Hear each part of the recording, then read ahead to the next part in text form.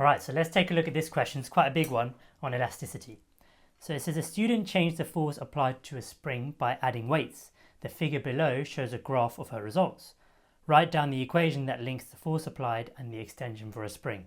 Now you could look at the formula sheet for this, or if you can remember it, you can write that force equals spring constant multiplied by extension, or in other words, F equals KE in simple form.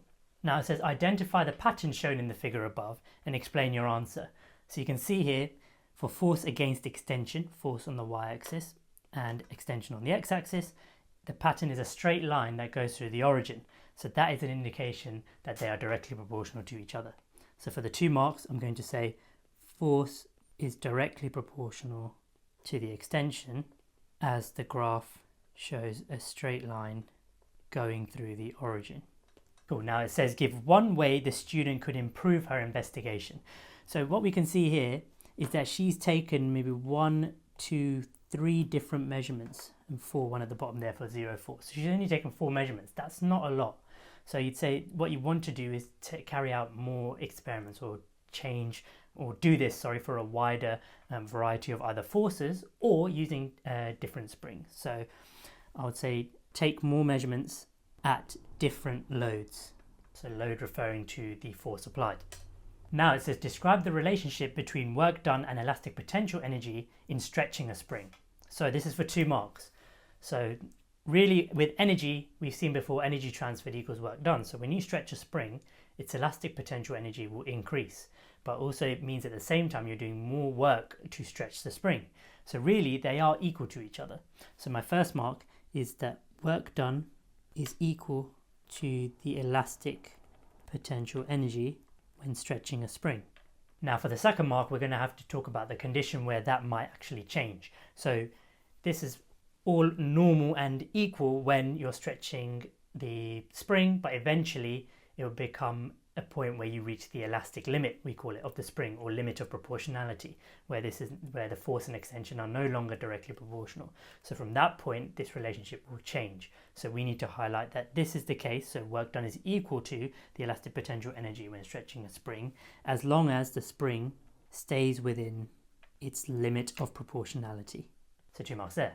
The next question says draw a line on the figure above to show the results for a stiffer spring. Explain the reason the line you have drawn. So for a stiffer spring, if a spring is stiffer, we need to identify that that is related to the spring constant.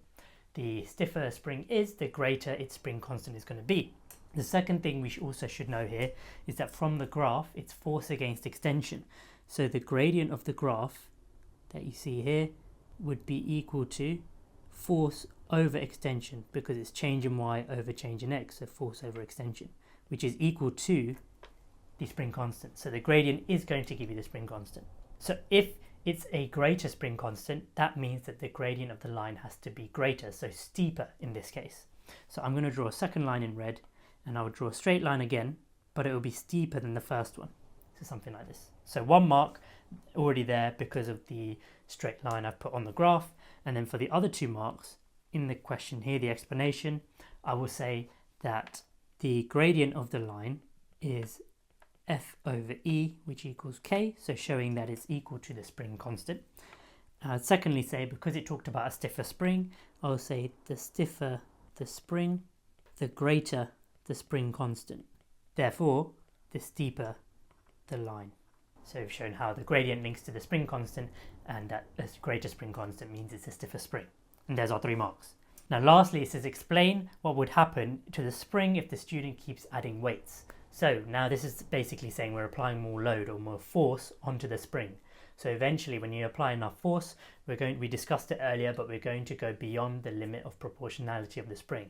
So that means when that happens, we're going to get a point where it doesn't return to its original shape. It's no longer elastic. We say that it becomes deformed. Okay, so we'll say for 1 mark, the spring becomes deformed. And for the second mark, as it exceeds its limit of proportionality. So there we have it, a question, 11 marks in total, fairly big one, but broken down into smaller chunks. So hopefully that all made sense.